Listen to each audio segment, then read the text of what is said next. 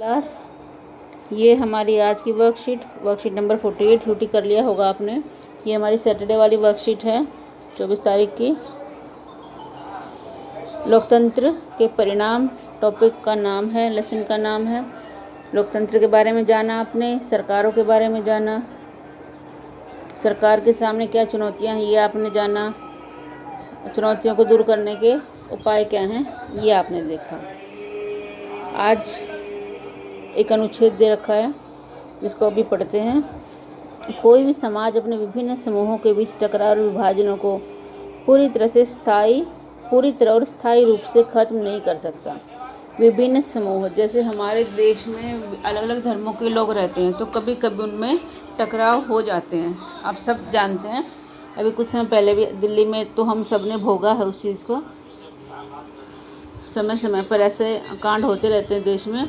तो कोई भी सरकार हो, कोई भी समाज के इन टकरावों को ख़त्म नहीं कर सकता। ये जो बंटवारे हो रखे हैं धर्म के आधार पर, जाति के आधार पर, इनको कोई भी सरकार ख़त्म नहीं कर सकती।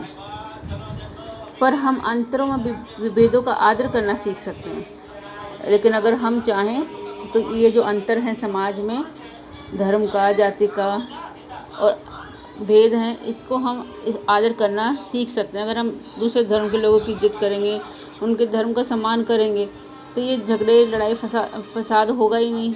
तो ये हमें सीख लेना चाहिए और इनके बीच मिलजुल कर सामंजस्य बिठाने का तरीका विकसित कर सकते हैं। हम आसानी से समाज में रह सकते हैं। अगर हम दूसरे धर्म की, दूसरी जाति की इज्जत करेंगे तो हम आसानी से समाज में शांति से रह सकते हैं। इसमें लोकतंत्र सबसे अच्छी तरीके से काम करता है। गैर लोकतांत्रिक व्यवस्थाएं आमतौर पर अपने अंदरूनी सामाजिक मतभेदों से आंखें फेर लेती। जहाँ पर लोकतंत्र नहीं है वहाँ पर जो संस्था है या सरकार है इनसे आंखें फेर लेती है, इन मुद्दों से। लेकिन लोकतंत्र में हम देखते हैं कि सरकार को इसमें इंटरफेयर करना ही पड़ता है। यह उन्हें ताकत से दबाने की कोशिश करती हैं। लेकिन हमें यह याद रखना होगा कि ऐसे परिणाम हासिल करने के लिए लोकतांत्रिक व्यवस्थाओं को स्वयं भी 2 शर्तों को पूरा करना होता है। लोकतंत्र में अगर आप समाज में भाईचारा, शांति व्यवस्था बनाए रखना चाहते हैं तो आपको 2 शर्तों को पूरा करना होता है। पहली शर्त है, लोकतंत्र में बहुमत को सदा ही अल्पमत का ध्यान रखना होगा।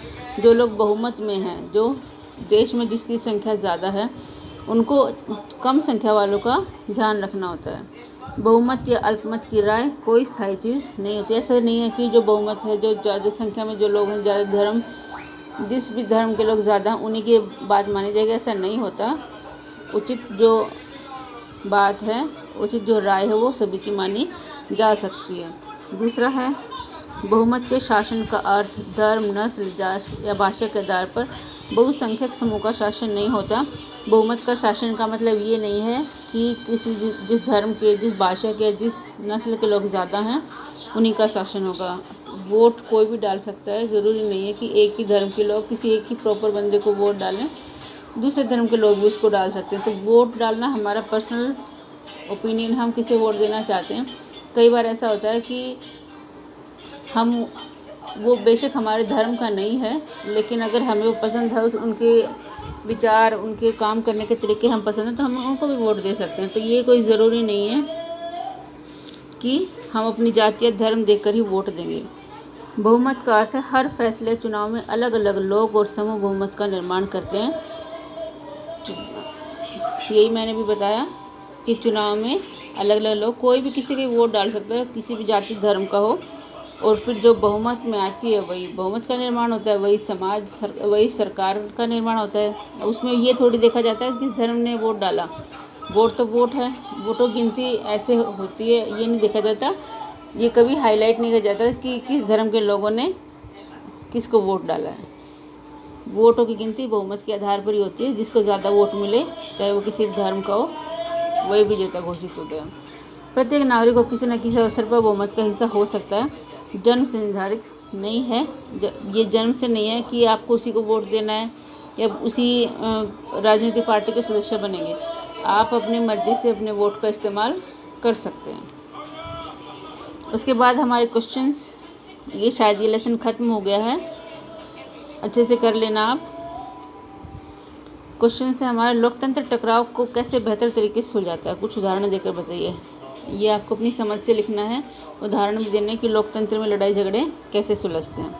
आपको क्या लगता है, क्यों लगता है कि अल्पमत का आदर भी होना चाहिए, अपने अनुभव से कुछ बताइए। आप इसमें श्रीलंका और बेल्जियम वाली घटना लिख सकते हैं, जो पोल साइंस में हमने पहले लेसन पढ़ा था।